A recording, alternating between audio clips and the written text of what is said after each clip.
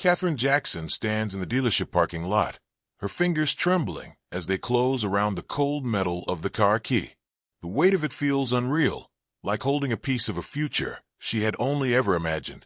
The Mercedes gleams under the fluorescent lights, its polished black surface reflecting the exhaustion and determination in her eyes. 2 years of sacrifice, skipped meals, double shifts at the diner, nights spent staring at her savings account instead of going out, all leading to this moment. She runs her hand along the smooth curve of the hood, the sensation sending a shiver through her. The leather interior smells new, luxurious, a far cry from the cracked vinyl seats of the bus she's taken to work every day since she was 16. When she slides into the driver's seat, the world outside seems to blur. The engine purrs to life beneath her, a quiet, powerful hum that vibrates through her bones. For the first time in years, Katherine allows herself to exhale. The streets of Chicago at night are alive with movement, neon signs flickering against wet pavement, the distant hum of traffic blending with the low bass of her stereo. She drives without a destination, just to feel the car respond to her touch, to prove to herself that this is real. The city skyline stretches before her, its towering buildings no longer just a backdrop to her life, but something she can navigate on her own terms. Her reflection in the rearview mirror catches her off guard. The woman staring back is different, softer, yet stronger. There's a lightness in her expression she hasn't seen in years. For once, she doesn't look like someone who is surviving. She looks like someone who is winning. But reality has a way of creeping back in. The next morning, her phone buzzes on the nightstand, shattering the quiet. The name flashing on the screen, Shanice, sends a jolt of surprise through her. They haven't spoken in months, not since Shanice got wrapped up in another one of her whirlwind romances and forgot to return Katherine's calls. The voice on the other end is bright, effusive, dripping with the kind of enthusiasm that feels too sharp to be genuine. Congratulations pour out in a rush, too eager, too practiced. And then, almost too smoothly, the question slips in. Can she take the car for a spin? Just for an hour. Just to feel what it's like. Katherine hesitates. The request sits heavy in the air, loaded with unspoken history. Shanice has always been the type to borrow things and forget to return them. Money, clothes, trust. But this is different. This car isn't just a thing. It's proof that Katherine can build something for herself, that she doesn't have to settle. Still, the loneliness of the past 2 years lingers. Maybe this time will be different.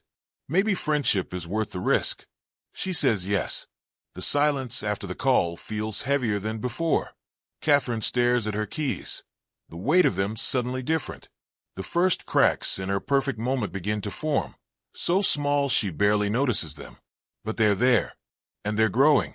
The morning sun filters through the blinds, casting thin stripes of gold across Katherine's bedroom floor. She wakes with a lingering sense of unease, the memory of yesterday's phone call with Shanice sitting heavy in her chest. The keys to her Mercedes rest on the nightstand, their presence both comforting and unsettling. She had handed them over reluctantly, against her better judgment, swayed by Shanice's promises and the faint hope that this time might be different. The shrill ring of her phone shatters the quiet. Katherine fumbles for it, her heart already pounding before she even sees the caller ID. Shanice's name flashes on the screen, but the voice on the other end is nothing like the confident, bubbly tone from yesterday. It's shaky, breathless, laced with something Katherine has never heard from her before, genuine fear. There's been an accident. The words hit Katherine like a physical blow. Her stomach drops, her fingers tightening around the phone until her knuckles whiten. Shanice rushes through an explanation, her words tumbling over each other in a frantic attempt to soften the blow. The car is damaged badly. But it's okay, she insists, because her new boyfriend, some wealthy businessman she's been seeing, will cover everything. He's got connections, money, influence. He'll make it right. Katherine sits frozen, the phone pressed to her ear, her mind struggling to process what she's hearing. The Mercedes, her Mercedes, the car she worked 2 brutal years to afford, is wrecked. Just like that. And now she's supposed to trust some stranger Shanice barely knows to fix it? But Shanice keeps talking, her voice pleading, desperate for Katherine to understand, to forgive. She swears it wasn't her fault, that it was just bad luck, a momentary lapse in judgment. She promises, over and over, that the money is coming, that everything will be taken care of. Katherine hangs up feeling hollow. The hours crawl by. She paces her apartment, too restless to sit still, too distracted to focus on anything. She should call the insurance company. She should go see the damage for herself. But some small, naive part of her clings to Shanice's promise that this will be handled, that she won't be left holding the bill. Days pass. No calls. No updates. No money. Katherine's texts go unanswered. Her calls ring out, straight to voicemail. The silence is deafening, a stark contrast to Shanice's usual constant stream of messages and updates. With each passing hour, the knot in Katherine's stomach tightens. When Shanice finally picks up on the fourth day, her voice is different, guarded, evasive. The confident assurances from before are gone, replaced by halting excuses and vague deflections. And then, in a moment of startling honesty, or perhaps just carelessness, she lets the truth slip. It wasn't her driving the car that night. It was him, the boyfriend, the so-called businessman. He'd taken the keys when Shanice wasn't looking, wanted to show off to his friends, wanted to feel what it was like behind the wheel of a car like that. He'd insisted he knew what he was doing. He'd promised he'd be careful. And then he'd wrapped it around a lamppost. Katherine's breath leaves her in a rush. The room tilts around her. All this time, she'd been picturing Shanice behind the wheel, some reckless mistake, an accident that could have happened to anyone. But this was something else entirely. A stranger had taken her car without permission, destroyed it, and now Shanice expected her to just wait for him to decide whether or not he'd pay for it. The betrayal cuts deeper than the financial loss. This wasn't just about the car. This was about trust, about respect, about the years of friendship Katherine had thought meant something. She hangs up without another word. The silence that follows is thick, suffocating. Katherine stands in the middle of her apartment, her hands trembling, her mind racing. The Mercedes was supposed to be her fresh start, her proof that hard work paid off. Now it's just another broken thing in a life that sometimes feels full of them. But beneath the anger, beneath the hurt, something else stirs. A resolve. A refusal to let this be the end of the story. She picks up her phone again. This time, she isn't calling Shanice. Katherine sits at her kitchen table, the glow of her laptop screen casting sharp shadows across her face in the dim light of her apartment. The remains of a cold cup of coffee sit forgotten beside her, the bitter aroma mixing with the tension thickening the air. Her fingers fly across the keyboard, each keystroke a deliberate strike against the wall of lies that has been built around her. The name Daryl Monroe yields nothing at first, just a handful of social media profiles with carefully curated photos of a handsome, well-dressed man smiling beside luxury cars and in front of high-end restaurants. But Katherine isn't looking at the surface. She digs deeper, her search terms growing more specific, her patience thinning with every dead end. Then she finds it. A buried news article from 2 years ago, tucked away in the archives of a small-town newspaper. The photo is grainy, but the man in the mugshot is unmistakable, Daryl, his smirk replaced with a scowl, his designer clothes swapped for an ill-fitting jumpsuit. The charges? Fraud. Multiple counts. The article mentions aliases, a trail of bounced checks, and a series of women who had come forward with stories of loans never repaid, of promises broken, of lives upended. Katherine's pulse quickens. She cross-references the details, following digital breadcrumbs, through court records and forgotten forum posts. Piece by piece, the puzzle takes shape. Daryl Monroe is a ghost, a name he discards as easily as the women he cons. Before this, he was Marcus Green. Before that, Terrence Cole. Each identity comes with its own trail of wreckage. Eviction notices, maxed-out credit cards, restraining orders. The police report she pulls up is the final nail. A woman in Indianapolis, a story eerily similar to Katherine's own. A borrowed car, a small accident. And then silence. The case was dropped due to insufficient evidence. The file stamped with the same bureaucratic indifference that now greets Katherine when she calls the precinct. The officer on the other end of the line sounds tired, resigned. Without a current address, without proof that Daryl was the one driving, there's little they can do. A knock at the door startles her. Shanice stands on the other side, her eyes red-rimmed, her usual confidence shattered. She doesn't wait for an invitation before stepping inside, her hands ringing together in a nervous dance. The words spill out of her in a rush. She had no idea, she swears. Daryl seemed so genuine, so charming. He told her he owned a chain of boutique hotels, that he traveled constantly for business. She believed him. Katherine watches her coldly, the fury in her chest a living thing. Shanice's tears might be real, but they change nothing. The car is still wrecked. The bills are still hers to pay. And Daryl is still out there, somewhere, already spinning his lies for the next woman. As Shanice leaves, sniffling into a tissue, something catches Katherine's eye. A tote bag left behind on the couch, half open, spilling its contents onto the cushions. A lipstick, a crumpled receipt, and beneath it all, a small, leather-bound notebook. Katherine picks it up, flipping through the pages with methodical precision. Most of it is nonsense, shopping lists, phone numbers without names, doodles in the margins. But then, near the back, a name jumps out at her. Marcus Green, the same alias from the article. Next to it, a phone number, followed by a single, cryptic note. Asterisk, same playbook, different city. Easy score. Asterisk. The realization hits her like a physical blow. This isn't just a notebook. It's a roadmap. And Katherine is holding it in her hands. The anger inside her crystallizes into something sharper, colder. Daryl thinks he's untouchable. He's about to learn how wrong he is. The notebook lies open on Katherine's kitchen table, its pages illuminated by the pale glow of a single lamp. Shadows stretch across the walls as she traces her finger over the hastily scribbled phone number next to Marcus Green's name. The apartment is silent except for the hum of the refrigerator and the occasional creak of the floorboards settling. Outside, the city pulses with life, cars honking, distant laughter, the rhythmic thump of bass from a passing car. But inside, there's only the quiet intensity of a decision being made. Katherine picks up her phone, her thumb hovering over the screen. She knows this is dangerous. Marcus could be just as much of a liar as Daryl. He could be worse. But the alternative, doing nothing, letting Daryl walk away without consequence, is unthinkable. She takes a deep breath and dials the number. The phone rings 3 times before a man's voice answers, smooth and confident. Katherine forces her own voice into something light, flirtatious even. She introduces herself as an old friend of Daryl's, says she's looking to get in touch, but can't seem to reach him. There's a pause on the other end, a beat of hesitation, and then Marcus laughs, a low, knowing sound that sends a shiver down her spine.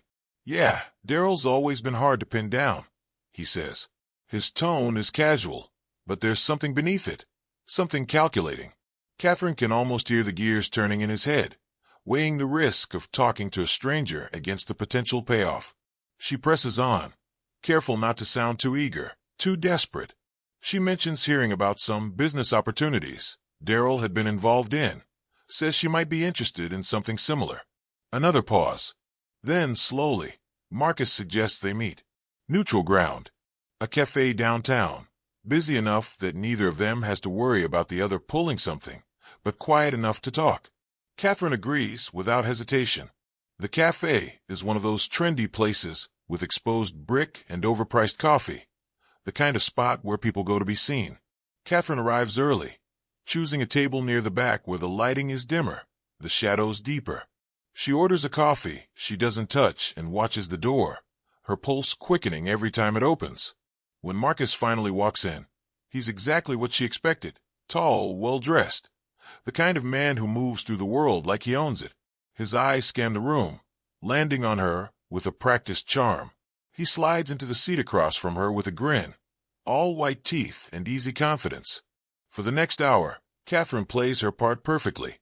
She laughs at his jokes, leans in just enough to seem interested, feeds him just enough information to keep him talking.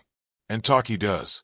Marcus is arrogant, the kind of man who can't resist showing off how much he knows. He drops names, hints at schemes, brags about the women he and Daryl have conned over the years. Katherine's stomach twists, but she keeps her face neutral, her voice steady. She steers the conversation back to Daryl, asking where he's been, if he's working on anything new. Marcus smirks, leans back in his chair. He's laying low for a bit, he says, waving a hand like it's nothing. Got a little too hot for him in the city after that last mess. But don't worry, he's not far. Found himself a nice little place out in the suburbs, going by Daniel West these days. The name is like a key turning in a lock. Katherine's fingers tighten around her coffee cup, but she forces herself to stay calm, to keep playing the game. She asks where exactly this place is. Just curious, just making conversation. Marcus hesitates for the first time, his eyes narrowing slightly. Why are you so interested, he asks, his voice still light, but edged with something sharper. Katherine shrugs, takes a sip of her coffee. Just thinking maybe I'll pay him a visit, she says, keeping her tone casual. For old time's sake. Marcus studies her for a long moment, then laughs, the tension dissolving as quickly as it came. He pulls out his phone, taps at the screen, then slides it across the table to her. A map app is open, a location pinned, a quiet suburban street, a house tucked away from prying eyes. Knock yourself out, he says, grinning. But don't say I didn't warn you. Guy's been paranoid lately. Might not take kindly to surprises. Katherine memorizes the address, then hands the phone back, her heart pounding. She thanks him, makes some excuse about needing to leave, and stands before he can ask any more questions. Outside, the air is cool against her skin. She walks quickly, her mind racing. She has the address. She knows where Daryl is. Now comes the hard part. The anger that has been simmering inside her for days flares hotter, brighter. This isn't just about the car anymore. It's about every lie, every betrayal, every person Daryl has used and discarded without a second thought. Katherine isn't naive enough to think she can take him down alone, but she's also not foolish enough to trust the police to do it for her. She needs a plan, and she needs to move fast. The city stretches out around her, vast and indifferent, but for the first time in days, Katherine feels something other than rage or helplessness. She feels purpose. The hunt has begun. The suburban street is quiet, almost unnervingly so, as Katherine's car rolls to a stop 2 houses down from the address Marcus provided. The neighborhood is the kind of place where nothing bad is supposed to happen. Manicured lawns, children's bicycles left carelessly on driveways, the distant hum of a lawnmower cutting through the afternoon stillness. The house itself is unremarkable, a beige-sided bungalow with faded shutters and a porch swing that creaks slightly in the breeze. Katherine kills the engine and sits perfectly still, watching. The curtains in the front window are drawn, but through a narrow gap, she can just make out movement inside. A shadow passes by, tall and familiar. Daryl. Her fingers tighten around the steering wheel. He looks relaxed, unhurried, as if the wrecked car and the lies and the trail of broken promises behind him mean nothing at all. She pulls out her phone and dials the police, her voice low and steady as she reports a suspected fugitive at the address. The dispatcher sounds skeptical, asks for more information, tells her it might take some time to send a unit out. Katherine hangs up with a sinking feeling. By the time they arrive, Daryl could be gone. Again, the decision crystallizes in her mind before she can second-guess it. She steps out of the car, the weight of what she's about to do settling over her like armor. The walk to the front door feels endless, each step measured, deliberate. The porch stairs groan under her weight as she climbs them. She hesitates for only a second before raising her fist and knocking. 3 sharp raps that echo through the quiet street. For a long moment, nothing happens. Then, the sound of footsteps approaching from inside. The door swings open, and there he is. Daryl Monroe, or Daniel West, or whatever he's calling himself now, stands in the doorway, his expression shifting from mild annoyance to polite curiosity as his eyes land on her. There's no flicker of recognition, no hint of guilt. To him, she's just another stranger. Katherine offers a smile, one she's practiced in the mirror a dozen times since leaving the cafe. She introduces herself as a friend of Shanice's, says she's heard so much about him that she's interested in discussing some opportunities he might know about. Her voice doesn't waver. Her hands don't shake. Daryl's posture relaxes, his guard lowering just enough. He steps aside, gesturing for her to come in, his mouth curving into that same charming smile that must have disarmed so many people before her. The house is dim inside, the air thick with the scent of takeout and cheap cologne. A laptop sits open on the coffee table, its screen filled with what looks like bank statements. He leads her to the living room, offering her a seat on the couch, his demeanor all easy confidence. Katherine sits, her eyes scanning the room, taking in every detail. The half-packed duffel bag by the stairs, the burner phone charging on the counter, the keys to a rental car tossed carelessly on the kitchen table. He's planning to leave. Soon, Daryl settles into an armchair across from her, leaning forward with his elbows on his knees. "So," he says, "what kind of opportunities are we talking about?" Katherine keeps her smile in place, her mind racing. She needs to stall, needs to keep him talking until the police arrive. She starts with vague questions about investments, about connections, feeding him just enough interest to keep him engaged. Daryl takes the bait, launching into a practice spiel about high-yield returns and offshore accounts, his hands moving animatedly as he speaks. Then, mid-sentence, his phone buzzes on the table. He glances at it, his expression shifting slightly. Katherine doesn't miss the way his jaw tightens, the way his eyes dart toward the door. Someone's warned him. The realization hits her like a punch to the gut. Marcus. It has to be. He must have put the pieces together after their meeting. Must have called to tip Daryl off. Daryl stands abruptly, his smile gone. "You know what? I just remembered I have somewhere to be," he says, his voice still smooth, but edged with something darker now. "We'll have to finish this another time." Katherine's heart hammers against her ribs, but she doesn't move. "That's a shame," she says, her voice steady. "I was really looking forward to hearing more." Daryl's eyes narrow. He takes a step toward the door, then pauses, turning back to her with a slow, calculating look. "You never told me your name," he says. Katherine meets his gaze. "Yes, I did." The silence between them stretches, taut as a wire. Then, in one fluid motion, Daryl reaches into his jacket pocket. The glint of metal catches the light. A gun. Katherine's breath stops. Every instinct screams at her to run, but she forces herself to stay perfectly still. Daryl's finger isn't on the trigger, not yet, but the threat is clear. "I think it's time for you to leave," he says softly. Outside, the distant wail of sirens cuts through the tension. Daryl's head snaps toward the sound, his grip on the gun tightening. Katherine sees the exact moment he realizes what's happening. The flicker of panic, the split-second calculation. He makes his choice. In a flash, he's moving, snatching the duffel bag and the keys from the table, shoving past her toward the back door. Katherine doesn't think. She lunges, grabbing for the laptop on the coffee table, her fingers closing around it just as Daryl turns, his free hand swinging out to backhand her across the face. The impact sends her reeling, pain exploding across her cheekbone. She stumbles, but doesn't fall, clutching the laptop to her chest like a shield. Daryl hesitates, torn between finishing what he started and fleeing before the sirens get any closer. The decision is made for him. The front door bursts open. Uniformed officers pour into the house, their shouts filling the air. Daryl swears, turns to run, and freezes at the sight of more officers blocking the back door. Trapped, Katherine steps back, her vision swimming, the taste of blood sharp on her tongue.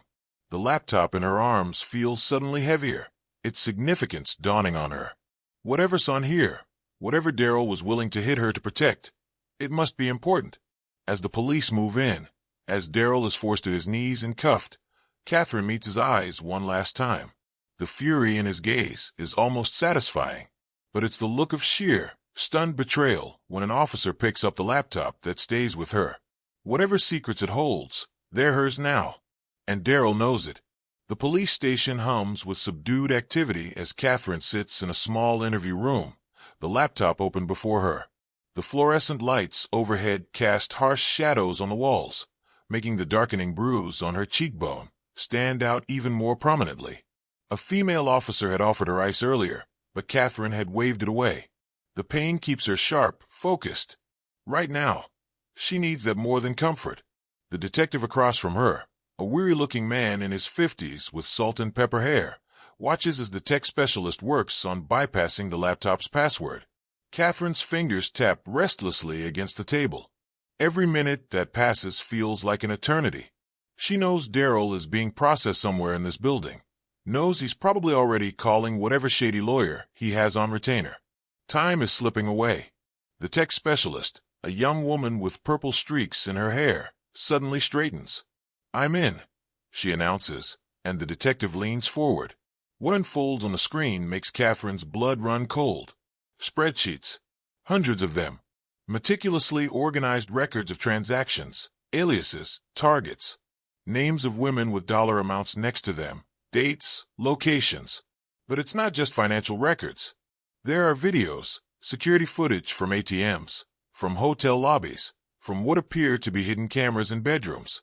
Katherine's stomach turns as she realizes the full scope of Daryl's operations. This isn't just about money. It's about control. About humiliation. About keeping trophies. The detective's face hardens as he scrolls through the files. "This changes everything," he mutters, reaching for his phone. With a few quick calls, the mood in the station shifts dramatically. What had been a routine arrest for fraud and assault suddenly becomes something much bigger. Federal agents are notified. A prosecutor is summoned from home.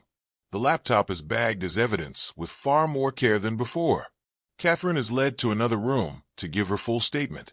As she speaks, she watches through the one-way mirror as Daryl sits in an interrogation room, still wearing that same arrogant smirk. He hasn't seen the laptop yet. Doesn't know what's coming. The moment the detectives enter with printouts from the laptop, his demeanor changes. The color drains from his face. His hands, previously relaxed on the table, curl into fists. Katherine can't hear what's being said through the glass, but she doesn't need to. The way Daryl's entire body seems to collapse in on itself tells her everything. But then something unexpected happens. Daryl's head snaps up. His eyes lock onto the mirror, onto where Katherine stands watching. Even through the glass, the intensity of his gaze is unnerving. His lips move, forming words the detectives can't quite make out at first. Then louder, clearer. "I want a deal." The detectives exchange glances. One leaves the room, returning moments later with the prosecutor. A hushed conversation ensues. Katherine watches, her heart pounding, as Daryl begins talking rapidly, gesturing with his cuffed hands. The detective comes out to explain. Daryl is offering names, bigger names. A network of con artists operating across 3 states. A money laundering operation through several shell companies. In exchange for leniency. Katherine's first instinct is rage. After everything he's done, he gets to bargain? But the detective places a gentle hand on her shoulder. "This could help dozens of victims," he says quietly. "Maybe hundreds." She steps back, conflicted. Justice was supposed to be simple. Daryl pays for what he did to her, to Shanice, to all those other women. But real justice is never simple. It's messy and complicated and sometimes requires compromise. Hours later, as dawn breaks over the city, Katherine walks out of the police station. The air is crisp, the streets quiet. In her pocket is a card from the federal prosecutor, a promise to keep her updated as the case unfolds. The laptop's contents have opened floodgates. Arrests are already being made in 2 other states based on Daryl's information. She thought this moment would feel like victory. Instead, it just feels empty. The Mercedes is still wrecked. The money is still gone. The trust she placed in Shanice is still broken. No amount of justice can undo that. As she stands on the steps of the station, her phone buzzes. A text from an unknown number. Her breath catches as she reads it. "You think you won, but the game isn't over." She stares at the words, her blood turning to ice. Then, before she can react, the message disappears. Like it was never there at all. The sun rises higher, bathing the city in golden light. Somewhere, Daryl sits in a cell, bargaining for his future. Somewhere else, other men like him are waking up, starting their days, selecting their next targets. And Katherine stands perfectly still, realizing with sudden, terrifying clarity that this was never just about one car, or one man, or one victory. It was about seeing the world as it really is. and deciding what to do next. The Mercedes glides smoothly down the Chicago streets, its repaired exterior gleaming under the glow of streetlights. Katherine grips the steering wheel with both hands, the familiar hum of the engine a comforting presence. 6 months have passed since that night at the police station, since Daryl's arrest, since the cryptic message that vanished from her phone. The city moves around her, alive and indifferent, but she no longer feels like just another part of its backdrop. The insurance payout from Daryl's seized assets had covered the repairs, but the car feels different now. The leather seats, the polished dashboard, they no longer carry the same weight of naive triumph. Instead, they serve as a reminder that nothing comes without cost. That trust is currency, and some people will always spend it carelessly. Shanice had tried to reach out, of course. Apologies spilled through text messages, voicemails, even a handwritten letter slipped under Katherine's door. She had sounded sincere, desperate even. But sincerity after the fact means little when the damage is already done. Katherine had ignored every attempt, deleted every message. Some bridges, once burned, are better left in ashes. Tonight, though, the car isn't carrying her home. It carries her towards something else entirely. The address on her GPS leads her to an unassuming office, building on the outskirts of downtown. The sign above the door reads Midwest Fraud Victims Advocacy, a nonprofit she had stumbled upon while researching Daryl's case. Inside, the space is modest but organized, file cabinets lining the walls, a small team of volunteers fielding calls, bulletin boards covered in newspaper clippings and mugshots. A woman in her late 40s with sharp eyes and a no-nonsense demeanor greets her at the door. Her name is Evelyn Carter, a former prosecutor who now runs the organization. She had been the one to help Katherine navigate the legal aftermath of Daryl's arrest, the one who had shown her how many others had fallen victim to the same schemes. Evelyn leads her to a back office, where a stack of case files waits on the desk. "We've been expecting you," she says simply, as if Katherine's decision to come here had been inevitable. Maybe it had been. For the next 2 hours, they talk. Not about Daryl, not about the past, but about the work. The victims who don't know where to turn. The loopholes that allow men like Daryl to slip through the cracks. The systems that fail the people who need them most. Katherine listens, but more than that, she understands. When Evelyn finally slides a folder across the desk, a new case, a woman whose story mirrors Katherine's own a little too closely, she doesn't hesitate. She opens it. The drive home is quieter. The weight of the folder on the passenger seat a tangible presence. The city lights blur past, but Katherine's focus is elsewhere. On the future. On the work ahead. She had thought justice was an ending. A closed door. But as she pulls into her parking spot, as she tucks the folder under her arm and steps out into the cool night air, she realizes the truth. Justice isn't an ending. It's a beginning. And hers starts now. The message on her phone that night, the one that disappeared, had been right about one thing. The game isn't over. But Katherine, she's no longer just a player. She's changing the rules.